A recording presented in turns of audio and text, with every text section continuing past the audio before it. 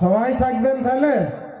কিন্তু কিছু ছেলে আবার দাঁড়িয়ে গিয়েছে, দাঁড়িয়ে থাকলে কড়া কথা বলে দেবো, এমন কথা বলে দেব যে কথাটা 1 মাস ধরে মনে থাকবে। আসলে আপনাদের মেমোরি চিপস ফরওয়ার্ড হয়ে যাবে। মেমোরি চিপস আর কত লোড হবে। গোলাম আহমদ মর্তজা একটা বই লিখেছে সৃষ্টির বিস্ময়।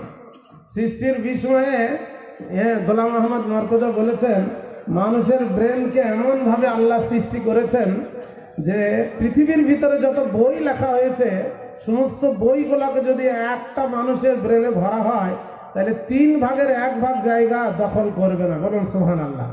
আল্লাহ পাক বলুন সুবহানাল্লাহ। আল্লাহ পাক রব্বুল ইজ্জত এত সুন্দর করে বানিয়েছেন। তো প্রথমেই আপনারা যতক্ষণ ধৈর্য ধরে থাকবেন মাওলানা ইনশাআল্লাহ কোকিল কণ্ঠে আপনাদেরকে বক্তব্য শোনাবেন, যতক্ষণ আপনারা ধৈর্য ধরে থাকবেন। এটা আমার মাওলানার কাছে অনুরোধ। দেখছেন, আর এই বেহায়া নির্লজ্জ এই পর্দার অন্তরালের এদের লজ্জা ঘৃণা পিত্তাই হবে না। দেখেন এরা চুপ করে বসে আছে আর ওরা মুখ বাজাচ্ছে। ওদের মুখের থুতনির জোর বেশি, ওই জন্যই তো ডান্ডা খায়। ওই জন্য ওদের জন্য ডান্ডার দরকার হয়। মা বোনেরা আপনাদের পায়ে ধরে বলছে একটু চুপ করেন। হ্যাঁ, আপনাদের হাতে নাই পায়ে ধরে বলছে একটু মুখটা বন্ধ রাখেন। আমি এবার কোরআন দিয়ে হাদিস দিয়ে শুরু করব। মুজামিল সাহেব গরুস্থান নিয়ে বললেন, আর আমার পূর্ববর্তী বক্তা জাহান নিয়ে বললেন। আমি একটা বিষয় নিয়ে বলছি, আপনারা চুপচাপ এবার শুনুন। আলহামদুলিল্লাহ আলহামদুলিল্লাহ ওয়াহদা والصلاة والسلام على من لا نبي بعده أما بعد فأعوذ بالله من الشيطان الرجيم بسم الله الرحمن الرحيم ألهاكم التكاثر حتى زرتم المقابر كلا سوف تعلمون ثم كلا سوف تعلمون كلا لو تعلمون علم اليقين لتربن الجحيم ثم لتربنها عين اليقين ثم لتسألن يومئذ عن النعيم একদিন মাটির ভিতরে হবে ঘর রে মন আমার, কেন বন্ধ দালান ঘর। একদিন মাটির ভিতরে হবে ঘর রে মন আমার, কেন বন্ধ দালান ঘর। প্রাণ পাখি উড়ে যাবে পিঞ্জর ছেড়ে, ধরা ধামে সবই রইবে তুমি যাবে চলে। বন্ধু বান্ধব যত মাতা পিতা তারা সুত সবই হবে তোমার পর রে মন আমার, কেন বন্ধ দালান ঘর। সেদিন হাসরের মাঠে থাকবেন না প্যাসেঞ্জার, ঈমানওয়ালা হবেন যিনি পাইবেন জান্নাতের দ্বার, পাইবেন জান্নাতের দ্বার রে মন আমার, কেন বন্ধ দালান ঘর। যখন প্রাণ চলে যাবে সবই পড়ে রইবে, গায়ে দেবে মার কিনথান রে মন আমার, কেন বন্ধ দালান ঘর। আপনার মরণ হবে যখন, আপনার মরণ হবে যখন, আসবে দেখতে কতজন, আসল ঘরে কেউ যাবে না, সঙ্গে যাবে আমল, সঙ্গে যাবে আমল। রে মন আমার কেন বান্ধ দালান ঘর, মন্দু মেরু দণ্ড সবই হবে খণ্ড খণ্ড, পড়ে রবে মাটির উপর। রে মন আমার কেন বান্ধ দালান ঘর। মাননীয় সম্মানিত আজকের বড় মহতি সভার যোগ্যতম সভাপতি সাহেব, মুর্শিদে বারহাক মুজাহিদে মিল্লাত হযরতুল আল্লাম শেখুল হাদিস মৌলানা মাদানী সাহেব দামাত বরকাতুল আলিয়া, মাশায়েখ ইজাম, হযরত উলামা ইকরাম, সম্মানিত সুধী মণ্ডলী, মাদ্রাসার সেক্রেটারি সভাপতি এবং ক্যাশিয়ার সাহেব এবং মাদ্রাসার শিক্ষিত আপনার শিক্ষক মণ্ডলী এবং সেই সাথে আজিজাম ছাত্রছাত্রীবৃন্দ, আমি গোয়ালনাগরাতে একটা বিষয় নিয়ে আলোচনা করলাম। আর কিছুদিন আগে রহিমপুর মাদ্রাসার জালসায় আপনারা ছিলেন, সেখানে একটা বিষয় নিয়ে আলোচনা করলাম।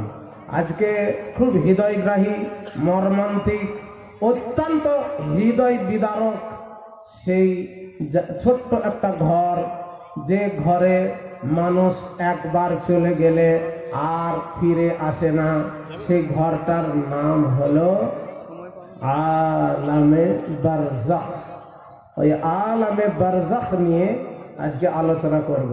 মুজাম্মিল সাহেব গরুস্থান নিয়ে বললেন, আমি ওর ভিতরের কি ঘটে, ওখানে কি নিয়ে যেতে হয়, সেখানকার ভিসা পাসপোর্ট কি, সেখানে গেলে কিভাবে যেতে হয়, আর সেই দেশে কি ঘটে, সে সমস্ত জিনিসগুলো জানা দরকার আছে না নেই? আপনাদের বলেন, জানা দরকার আছে। তাহলে উঠাউঠি করবেন না তো? উঠাউঠি করলে মন খারাপ হবে, আর সামনে থেকে কেউ উঠবেন না। আবার যারা উঠে জুতো নিয়ে ওঠে, ভয় লাগে যে জুতো নিয়ে আমাকে মারতে আসছে নাকি, সেজন্য কেউ ওঠাউঠি করবেন না। আচ্ছা, আপনারা একটা কথা বলেন তো, এখান থেকে আমেরিকা, ইংল্যান্ড, জাপান, জার্মান, যত দূরই হোক, সেখানে যদি আপনার কোনো আত্মীয় স্বজন, ভাই বেরাদার থাকে, টেলিফোনের মাধ্যমে, ইন্টারনেটে, ভিডিও কলে খবর নেওয়া যায় কি যায় না? সবাই বলছেন না, তাহলে ওয়াজ শুনবেন না মনে হয়। সবাইকে বলতে হবে, তাহলে আমার মনটা সন্তুষ্ট হবে যে আপনারা শুনছেন। বলেন, আমেরিকার ভিতরে যদি কেউ আত্মীয় স্বজন থাকে, এখান থেকে মুহূর্তে মুহূর্তে সে কি করছে, কি খাচ্ছে, খবর নেওয়া যায় কি যায় না? যায়। কিন্তু আপনার বাড়ি থেকে 10 হাত দূরে গরুস্থানে, কবরের ভিতরে আপনার বাপ, দাদা, পরদাদা, লাকড় দাদা, সাকড় দাদা শুয়ে আছে। এমনকি এই কিছু দূর গিয়ে বাম সাইডে যেতে মৌলানা মুস্তাক আকরাম সালাফি শুয়ে আছে। বলেন, সেখানকার কোনো খবর আপনার কাছে আছে? এই বলছেন না কেন? বলেন, সেখানকার কোনো খবর আপনি পাচ্ছেন? শহীদপুর, দলিলপুর, গোয়ালনাগরা, ভইসপুকুর আর যত গ্রাম আছে, সমস্ত গ্রামের ভিতরে একটা করে গোরস্থান আছে। আজ পর্যন্ত কেউ উঠে এসে বলে গেল না যে সে কি অবস্থায় আছে, কেমন আছে। আসলে ওটা এমনই একটা জগৎ, এমনই একটা দেশ, যেখানে মানুষকে যেতেই হয়। আর সেখানে গেলে আল্লাহ তাআলা তিনি কোরআনে বলেছেন, অমিওরাইহিম বারযাখুন ইলা ইয়াউমি ইউবাসুন। যারা কবরের ভিতরে চলে যায়, আলামে বারযাখের জীবনে যারা চলে যায়, তাদের ভিতরে আর দুনিয়ার মাঝে আল্লাহ তাআলা বড় আর সৃষ্টি করে দেন, বেড়া সৃষ্টি করে দেন। কোনদিন তারা ওই বেড়াকে পার করে টপকে দুনিয়ায় আসতে পারবে না। এটা হলো ভারত। পাশে আছে বাংলাদেশ। ভারত আর বাংলাদেশের মাঝখানে একটা তার কাঁটার বেড়া আছে কি নেই ভাই বলেন? তার কাঁটার বেড়া, যদি কেউ ভারত থেকে বাংলাদেশ যেতে চায় তাহলে তাকে ওই তার কাঁটার বেড়া পার হয়ে 0 পয়েন্ট পার হয়ে যেতে হবে, তবেই সে ঢাকা, খুলনা, বরিশাল দেখতে পাবে। আবার যদি কোনো বাংলাদেশের মানুষ ভারতবর্ষে আসতে চায় তাহলে 0 পয়েন্ট পার হয়ে, তার কাঁটা পার হয়ে তাকে আসতে হবে, তবেই সে দিল্লি, বোম্বাই, চেন্নাই দেখতে পাবে। ঠিক অনুরূপ ভাবে আমরা এখানে যতজন নারী পুরুষ বসে আছি সবাই এমন একটা জায়গায় আছি, আমাদের চোখে আপনার ধোকার ঠুলি পড়ে আছে। ধোকার ঠুলিটা নিয়ে আমরা বসবাস করছি, কিন্তু আমরা এমনই একটা জায়গায় আছি আর এরপরে আর একটা জায়গায় যাব, সেটা হলো আখেরাত। আখেরাত আর দুনিয়ার মাঝখানে মউত নামের তার কাঁটা পার হয়ে 0 পয়েন্টের জায়গা, ছোট্ট একটা ঘর, সেই ঘরটার নাম হলো আলামে বারজাক, তার নাম হলো কবর।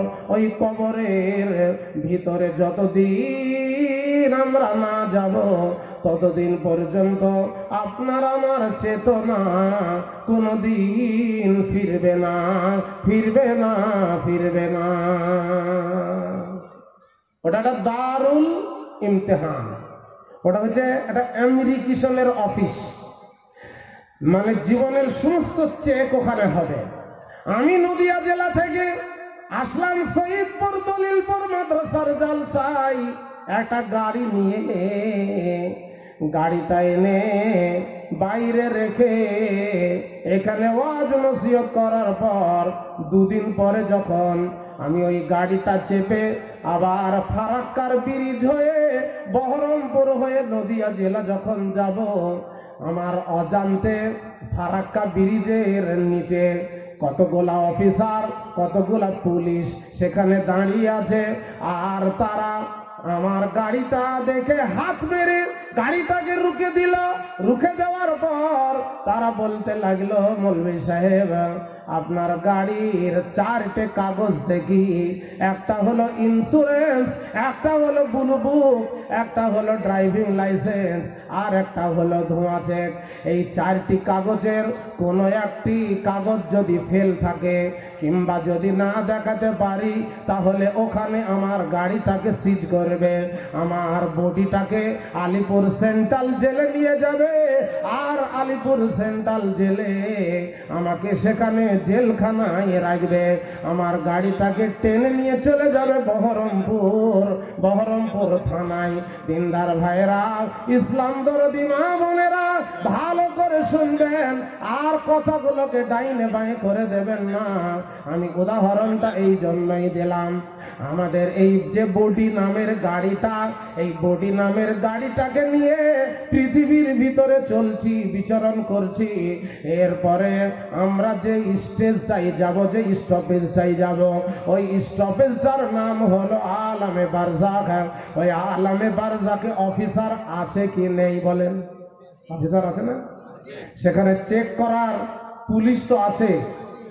ওই চেক করার পুলিশ আপনার কাছে ব্লু বুক চাইবে, ইন্স্যুরেন্স চাইবে, ড্রাইভিং লাইসেন্স চাইবে, আর কিভাবে বডি নামের গাড়িটাকে পৃথিবীর ভিতরে চালিয়েছি সেগুলোকে সব জানতে চাইবে।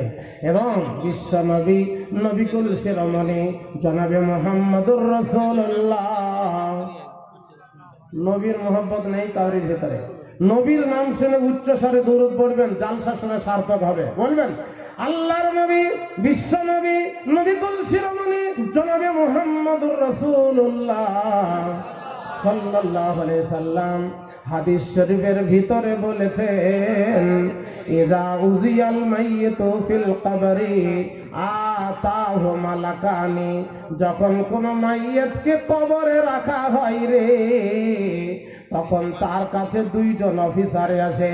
ওই অফিসাররা তাকে তার ঘাড়ে হাত দিয়ে তোলে এবং জানটাকে দেয় এবং তাকে 3টি প্রশ্ন করে।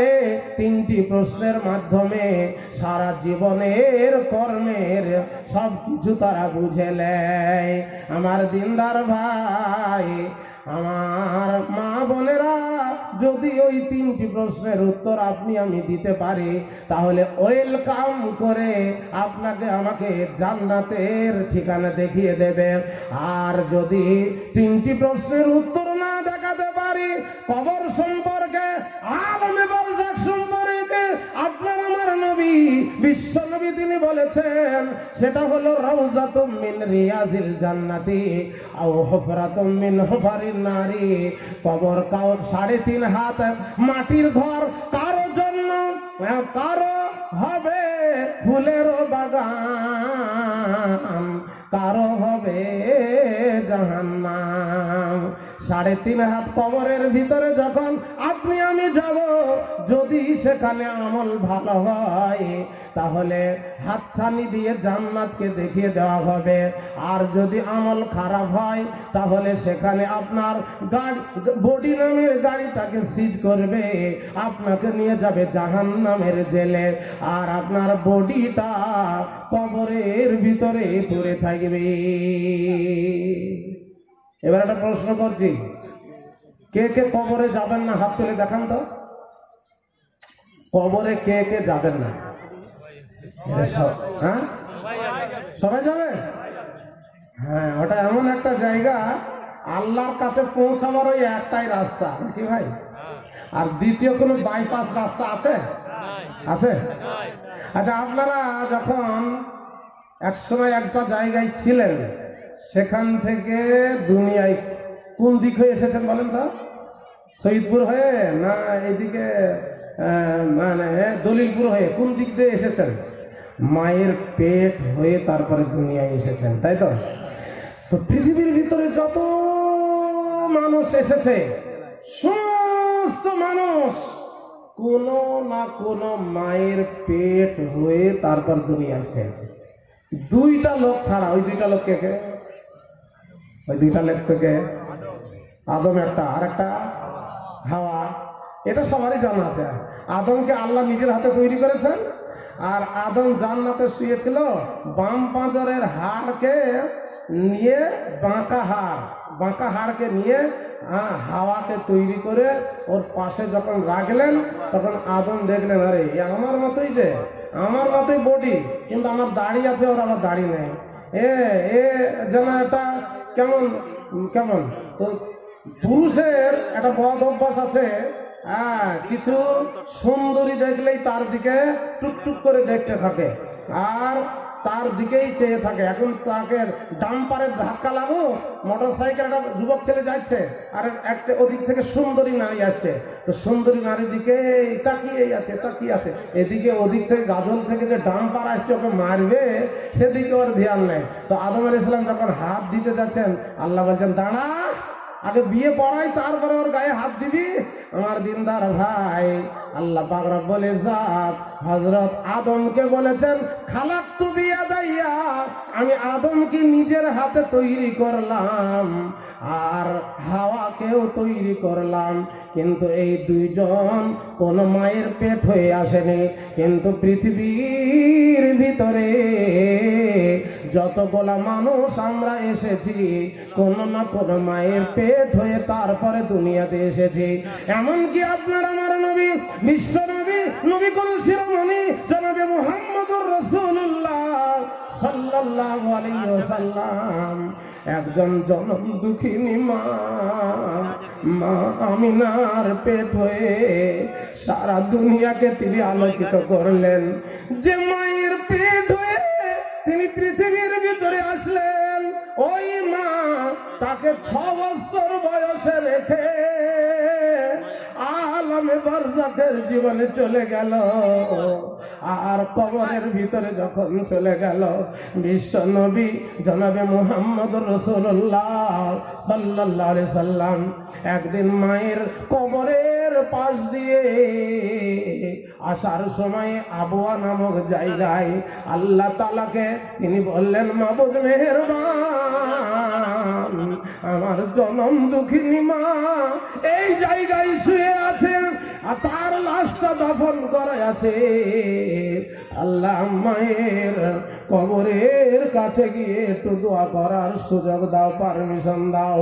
আল্লাহ পাক রব্বুল ইজ্জত তিনি পারমিশন দিলেন না, বললেন যে না না, তোমার মা মুশরিকা হয়ে মরেছে, তার জন্য দোয়া করা হবে না। কারণ নবীর দোয়া করার সঙ্গে সঙ্গে আল্লাহকে কবুল করে নিতে হবে। তার জন্য আল্লাহ তাআলা কোরআন মাজিদের একটা আয়াত নাযিল করে দিলেন। আয়াতটা কি? আল্লাহ তাআলা বললেন, মা কানা লিন-নবী আন ইস্তাগফিরু লিল মুশরিকিন ওয়ালাউ কানু উলি কুরবা মিন বাদি মা তাবায়্যানা লাহুম আন্নাহুম আসহাবুল জাহিম। এর মানে হলো মা কানা লিন-নবী, কোন নবীর জন্য এটা সমীচীন নয় আন ইস্তাগফিরু লিল মুশরিকিন, যে মুশরিকের জন্য সে দোয়া করবে। ওয়ালাউ কানু উলি কুরবা, যদিও সে নিকটতম আত্মীয় হয়। ওয়ালাউ কানু উলি কুরবা, উলি কুরবা মানে নিকটতম আত্মীয় যদি হয়। মায়ের থেকে আপন কে আর আছে বলুন ভাই? জনম দুঃখী মা, মায়ের থেকে আপন আর কেউ নাই। যখন তিনি দোয়া করার পারমিশন পেলেন না, তখন বিশ্ব নবী, নবিকুল শিরোমণি জনাবে মুহাম্মদ রাসূলুল্লাহ সাল্লাল্লাহু আলাইহি সাল্লাম তিনি আল্লাহকে বললেন, হে আল্লাহ, মায়ের কবরটা একবার জিয়ারত করার তৌফিক দাও, একবার আমাকে দেখার তৌফিক দাও। আল্লাহ তাআলা বললেন, নবী হে, তুমি জিয়ারত করতে পারো, দেখতে পারো, কিন্তু তুমি ওই মুশরিকার জন্য দোয়া করতে পারো না। আল্লাহর নবী প্রতিশ্রুতি দিলেন, ঠিক আছে দোয়া করব না। তাই নবীজির মা কোনদিন জান্নাতে যাবে না, বাপ জান্নাতে যাবে না। আমার দিনদার ভাই, এতে থেকে বোঝা যায় যে কোন মুশরিক অবস্থায় কেউ মারা গেলে কোন নবী সে দোয়া করতে পারবে না।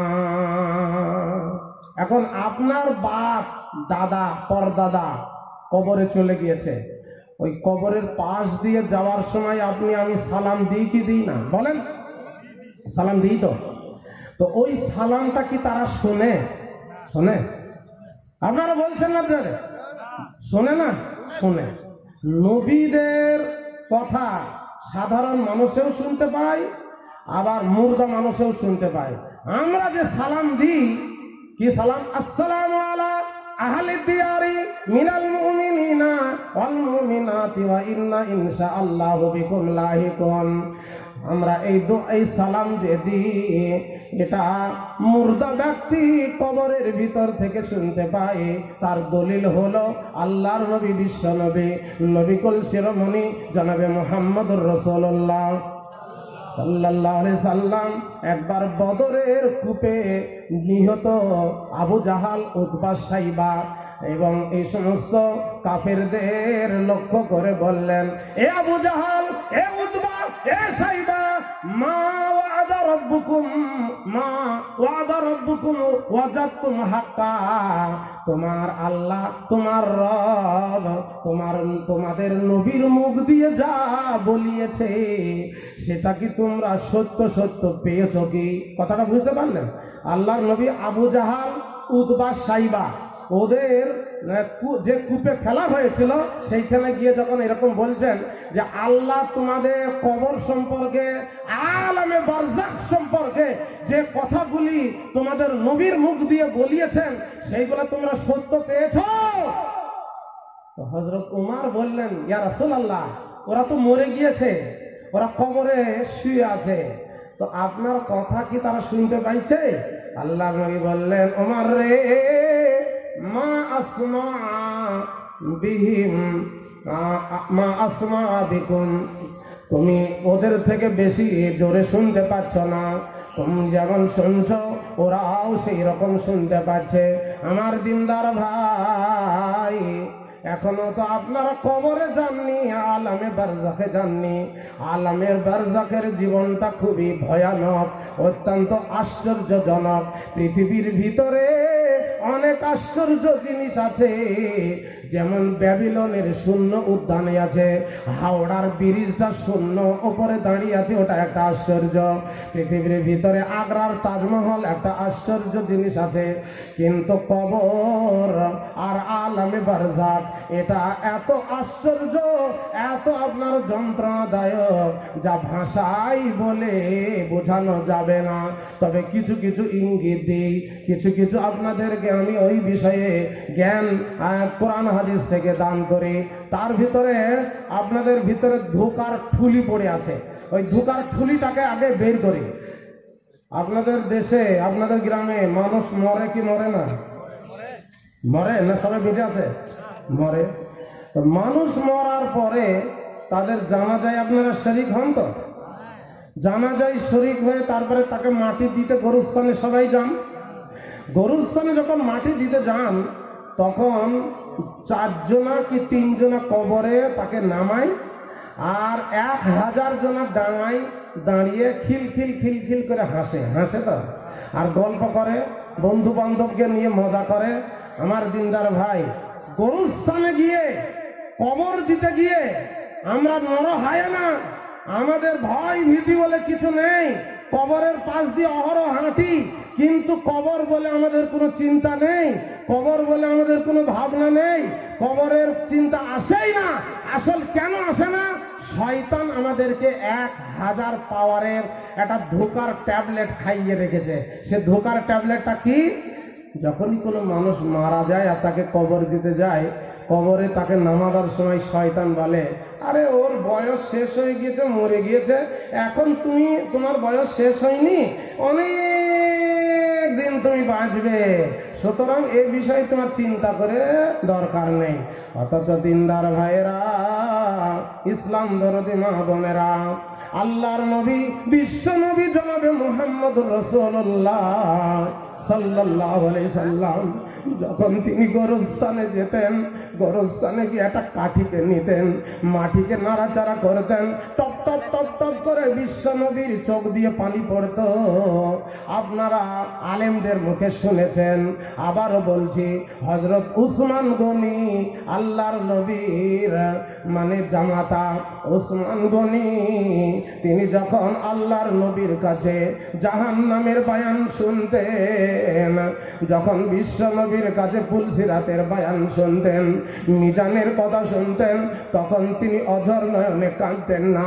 যখন আল্লাহর নবীর কাছে কবরের কথা, কবরের আলমে বারজাকের কথা হযরত উসমান গনি শুনতেন, তখন তার চোখ দিয়ে এত অঝর নয়নে অশ্রু পড়তো, আর দাড়ি মুবারক ভিজে তরতর করে দাড়ি ভিজে বয়ে বয়ে পড়তো।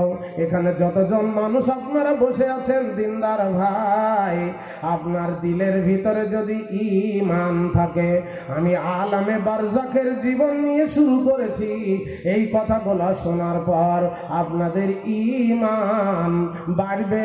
তাদেরই যাদের ভিতরে ঈমান আছে, আর যাদের ভিতরে ঈমান নাই, কথাগুলো শুনে তাদের অন্তর কাঁদবে না, দিল কাঁদবে না, এবং তাদের কিছুই মনে হবে না।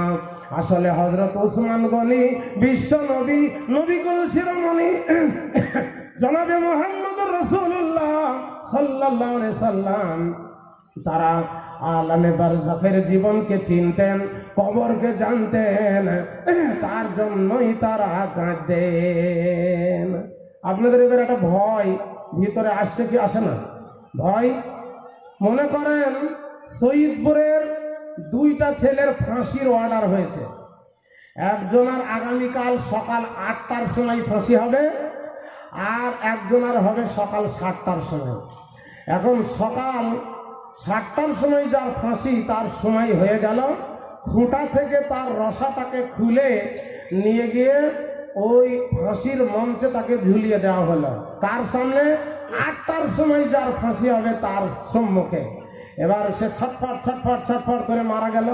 যখনই ফাঁসির মঞ্চে চড়ে মারা গেল, তখন এই 8টায় সময় যার ফাঁসি হবে তার কাছে জেলের কর্মচারীরা পোলাও, কুরমা, বিরিয়ানি আর ভালো ভালো খাবার থালাই করে নিয়ে গিয়ে তার সামনে দিচ্ছে, দিয়ে বলছে, ভাই এই লোকটা তো 7টায় ফাঁসি হয়ে গেল, এবার তোমার 8টার সময় ফাঁসি হবে, তো তুমি এই ভালো ভালো খাবারগুলো খেয়ে নাও। এবার আমি আপনাদের প্রশ্ন করছি, শিক্ষিত সুধীমণ্ডলী, বলেন যে ব্যক্তির সামনে একজনকে ফাঁসি দেওয়া হলো আর এর ফাঁসির অর্ডার হয়ে আছে, একটু পরেই হবে, আর তার সামনে যদি ভালো ভালো খাবারগুলো দেওয়া হয়, বলেন ও খাবে? সবাই বলছেন না খাবে। খাবে না কেন? ভয়ে। কিসের ভয়ে? ফাঁসির ভয়ে, মরণের ভয়ে। তাহলে গরুর স্থানে যারা মাটি দিতে যান, কবরে নামানো হলো ও ফাঁসি হয়েই গেল, আর 1 মুহূর্ত পরে বা 2 দিন পরে, 10 দিন পরে আপনাকে ওর ভিতরে ঢুকতেই হবে, নাকি? তাহলে আপনার দিলে গরুস্থানে গিয়ে, কবরে গিয়ে ভয় হয় না কেন? কেন হয় না বলেন? তাহলে আমরা নর হয় না, কিন্তু একটা কসাইখানায় 1000টা ছাগল বাঁধা আছে, আর 500টা ছাগলকে জবাই করে পিস পিস করা হচ্ছে, আর 500টা ছাগলের সামনে। এখন একটা বিবাহের খরিদ্দার গিয়ে বলছে আমার 2 কুইন্টাল মাংস লাগবে, তো তখন ওই কসাইখানার যে মালিক সে বলছে 500টা ছাগল জবাই করা হয়ে গিয়েছে, এগুলো অর্ডার হয়ে গিয়েছে, আর 500টা ছাগল পাতা খাচ্ছে, আপনি একটু ওয়েট করুন, ওদেরকে জবাই করা হবে। এখন ওই ছাগলগুলাকে পাতা যদি দেওয়া হয়, সে কচকচ কচকচ করে খেয়ে নেবে। কেন? সে জানে না যে আমি কোন জায়গায় এসেছি, এরপরে আমাকে জবাই করে উপর দিকে টাঙিয়ে দিয়ে খালটাকে ছাড়িয়ে আমাকে পিস পিস পিস পিস করবে। আমার দিনদার ভাই, ইসলাম দরদি মা বোনেরা, তাই কবর এমন একটা জিনিস, হযরত উম্মুল মুমিনিন মা আয়েশা সিদ্দিকা রাদিয়াল্লাহু তাআলা আনহা তার একটা হাদিস আপনাদেরকে শোনাই, মা বোনেরা ভালো করে শুনলেন। হযরত আয়েশা একদিন তিনি কবরের ভয়ে, আলামে বারজাকের ভয়ে অঝর নয়নে কাঁদছেন এবং ভেবড়ে ভেবড়ে কাঁদছেন। আল্লাহর নবী বাড়ির বাইরের বারান্দায় আছেন। আল্লাহর নবী হযরত আয়েশাকে জিজ্ঞাসা করছেন, আয়েশা তুমি কাঁদছো কেন? কেউ কি তোমাকে কটু কথা বলেছে নাকি? হযরত আয়েশা তিনি বলছেন, ইয়া রাসূলুল্লাহ, ইয়া হাবিবাল্লাহ, কবরকে চিন্তা করে, আলামে বারজাখের জীবনকে চিন্তা করে আমি অঝর নয়নে কাঁদছি। আপনি যে রকম ভাবে আমাদেরকে বুঝিয়েছেন, আপনি আমাদেরকে খুলে খুলে যেরকম ভাবে বর্ণনা করেছেন, ওই রূপেই আমি দেখতে লেগেছি আর আমি কাঁদতে লেগেছি। আল্লাহর নবী, বিশ্ব নবী, তিনি বললেন তুমি যত পারো কাঁদতে থাকো। হযরত আয়েশা বললেন, ইয়া রাসূলুল্লাহ, তাহলে কি সেদিন আপনি আমাদেরকে মনে রাখবেন নাকি? আল্লাহর নবী তিনি বললেন, আয়েশা, 3টি মহড়ায় এমনই আছে যে 3টি মহড়ায় কেউ কাউকে মনে রাখতে পারবে না। এখন কথা হলো এই, ওটা হলো অন্তর্বর্তী জায়গা, আর কবরের জীবন যে যাব আমরা, সেই কবরের জীবনে শাস্তি হবে কার উপরে? দেহের উপরে না রুহের উপরে? এ ব্যাপারে কুরআন হাদিসে স্পষ্ট করে কোনো কথা বলা হয়নি যে কবরের যে শাস্তি হবে। আপনারা শুনেছেন তো নাকি? কবরের শাস্তি হবেই হবে, আর কবরে সকলকেই যেতেই হবে। কবর থেকে কেউ রেহাই পায়নি, কেউ পাবে না। এমনকি আপনার মন চাক আর না চাক, আপনার কাজ গোছানো হোক আর না হোক, আপনার বিটির বিয়ে হোক আর না হোক, ওইখানে আপনাকে যেতেই হবে। যখন যাবেন তো আপনার যে কবরের যে শাস্তিটা হবে, সেটা আপনার দেহের ওপর হবে না রুহের ওপর হবে? কেউ কেউ বলেছেন যে কবরের শাস্তিটা হবে কিন্তু রুহের উপরে। কেন? এই জন্যই যে দুনিয়াতে যা কিছু করে রুহই করে, আত্মাটাই করায়, আর নফস সে খারাপ চিন্তা করায় এবং রুহ সে ভালো চিন্তা করায়, কিন্তু কল্প সেইটাকে প্রতিফলিত করে। সেই জন্যই রুহের উপরে শাস্তি হবে। কিন্তু আমার দিনদার ভাই, আল্লাহ পাক রব্বুল ইজ্জত যদি দেহের উপরেও শাস্তি দেন, তাহলে ওই মাটির দেহ উপরে তিনি রুহটাকে দিয়ে শাস্তি দিতে পারেন কি পারেন না? পারেন। আমার দিনদার ভাই, পৃথিবীর ভিতরে অনেক মানুষকে কবর দেওয়া হয় না, মাটি দেওয়া হয় না, অনেক মানুষকে পুড়িয়ে দেওয়া হয়, অনেক মানুষকে আপনার বাঘে খেয়ে নেয়। তাহলে তাদের কি কবরের শাস্তি হবে না?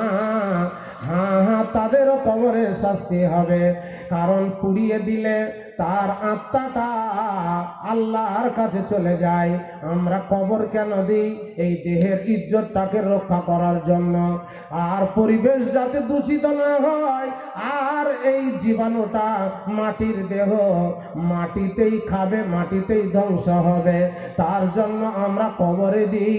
যারা পুড়িয়ে ভাসিয়ে দেয়, কিয়ামতের দিন আল্লাহ পাক রব্বুল ইজ্জত সকলকে তিনি এক জায়গায় জমা করবেন। এটা উদাহরণ সব জায়গায় দিয়ে আপনাদেরকে দিয়ে রাখি।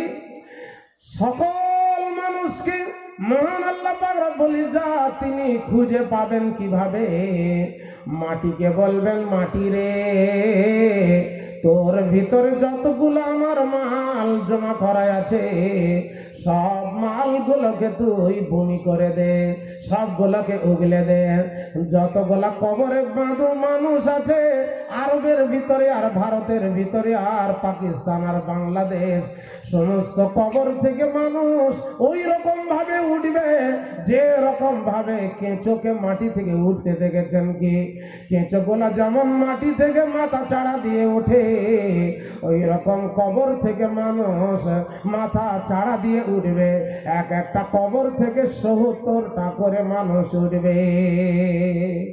কবর দেওয়ার প্রচলন কখন থেকে শুরু হয়েছে আপনারা জানেন? আদম আলাইহিস সালামের দুই বেটা, একজনের নাম হাবিল, একজনের নাম কাবিল। তো কাবিল হলো বেঈমান, হাবিল হলো ইমানদার। এবার কাবিল সে ছোট হয়ে বড় ভাইকে খুন করলো একটা মেয়ের চক্করে পড়ে। এবার যখনই সে খুন করলো, ভাইয়ের লাশটাকে নিয়ে সে ছুটে ছুটে ছুটে ছুটে কেঁদে কেঁদে ঘাড়ে করে নিয়ে বেড়াতে লাগলো। আর সে বুঝতে পারছে না যে এই লাশটাকে করবো কি, এই লাশটা ঘাড়ে করে নিয়ে বেড়াচ্ছি তো এর শেষ পরিণতি কি হবে।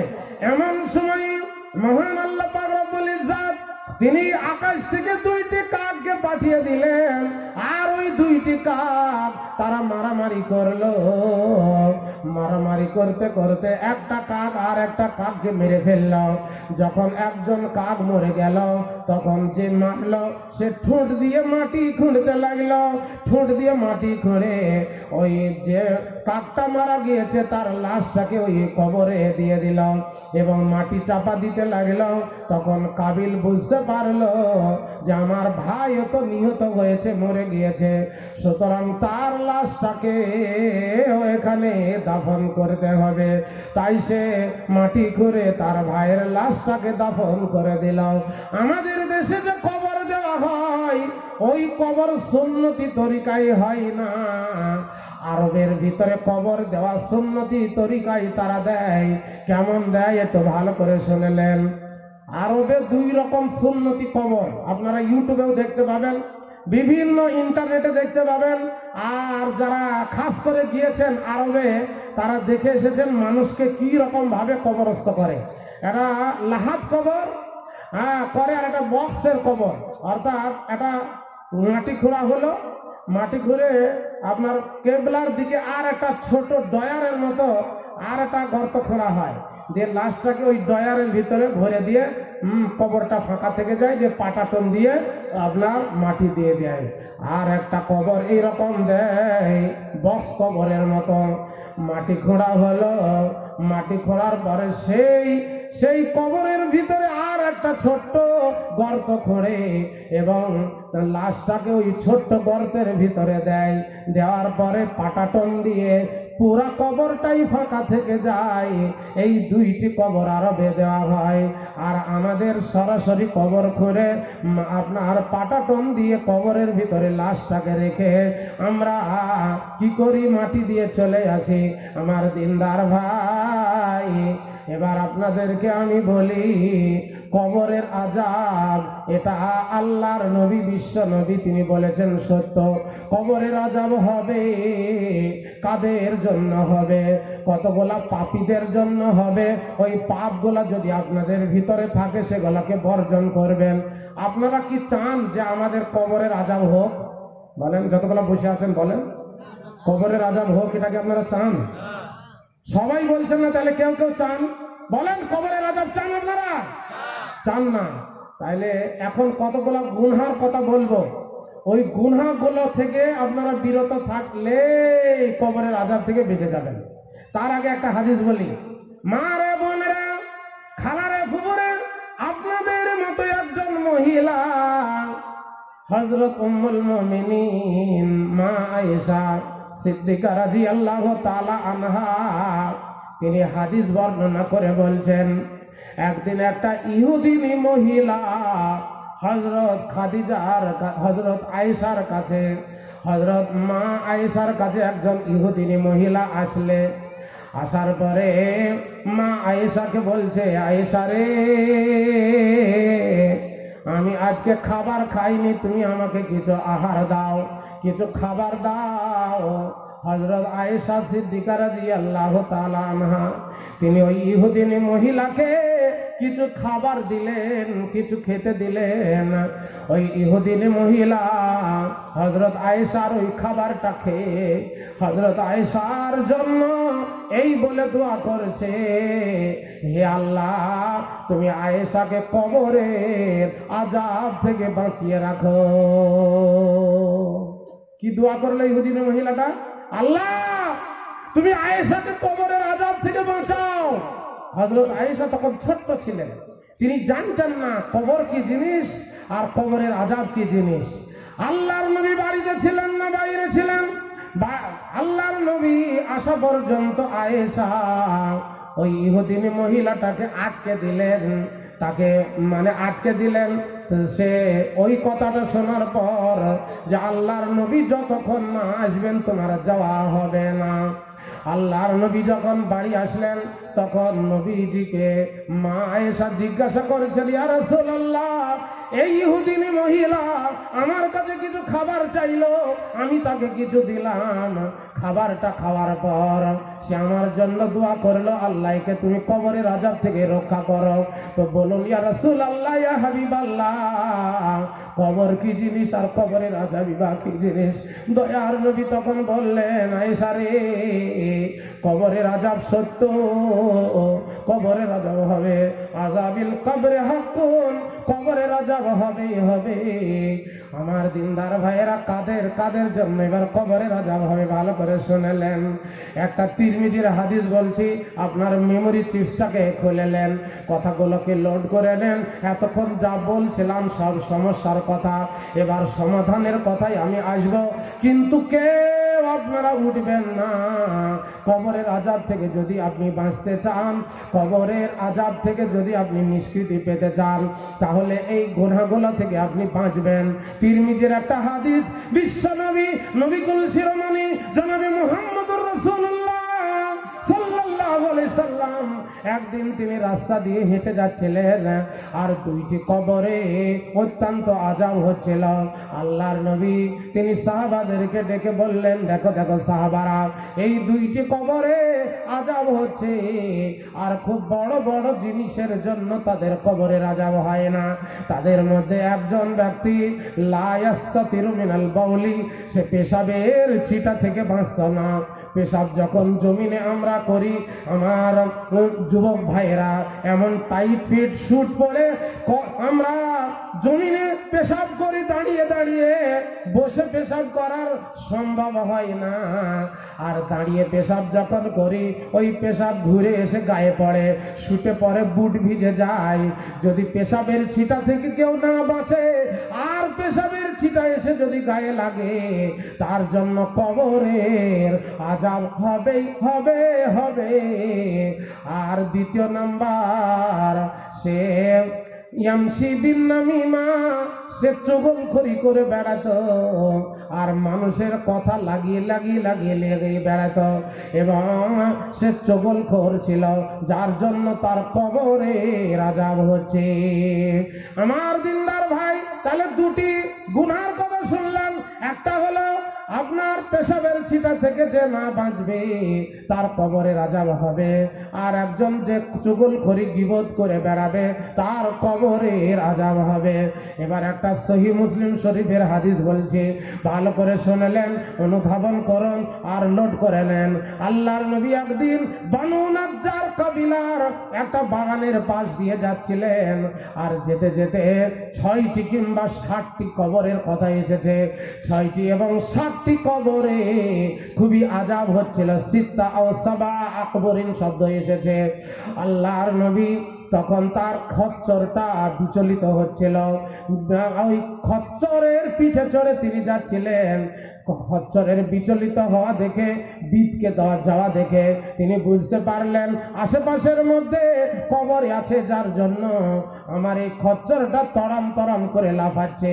তখন আশেপাশের লোকদেরকে জিজ্ঞাসা করলেন, হে লোকেরা, তোমরা বলো আশেপাশের মধ্যে কোনো কবর আছে কিনা? তখন লোকেরা বলল, হ্যাঁ হুজুর, আশেপাশের মধ্যে 6টি কিংবা 7টি কবরই আছে। আল্লাহর নবী বললেন, হে লোকেরা, এখনই যদি আমি আল্লাহ তাআলাকে বলি, হে আল্লাহ, তুমি এই কবরের আযাব মানুষগুলোকে শোনার তৌফিক দিয়ে দাও, তাহলে কোন মানুষ যদি জীবনের ভিতরে একবার কবরের আযাবকে শুনে নেয়, তাহলে আর সে দুনিয়ার ভিতরে সংসার করতে পারবে না, দুনিয়ার ভিতরে ব্যবসা করতে পারবে না, সবকে ছেড়ে দেবে এবং সে জঙ্গলে গিয়ে আল্লাহ আল্লাহ আল্লাহ বলতে থাকবে।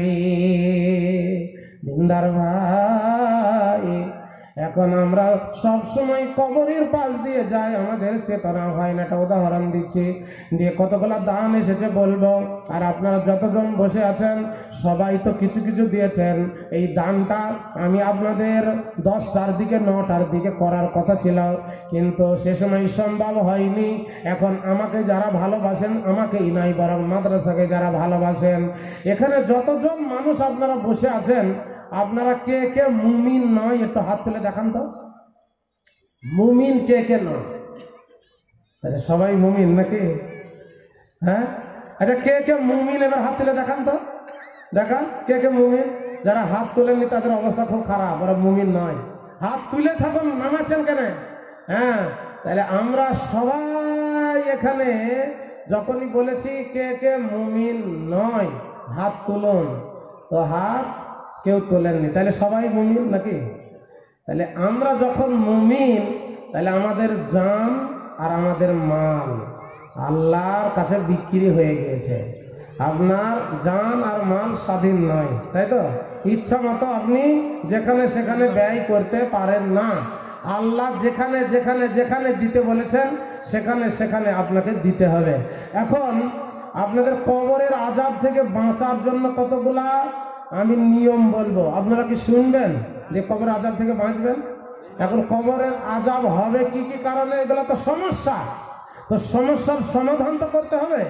তো কবরের আযাব থেকে বাঁচার জন্য 3টি কথা বলবো, তবে তার আগে আপনারা এখানে যতজন বসে আছেন, আপনারা কে কি দিবেন জানি না, সব তো দিয়েই দিয়েছেন মনে হয় নাকি? না কেউ কেউ বাকি আছেন? কেউ কেউ যদি বাকি থাকেন তাহলে এটা খুব তাড়াতাড়ি আসুন। কবরের আযাব থেকে বাঁচার আমি নিয়ম বলবো, সেটা না শুনে যদি যান, জালসা শোনা বেকার হবে, বৃথা হবে, এবং কবরের আযাব থেকে বাঁচতেই হবে।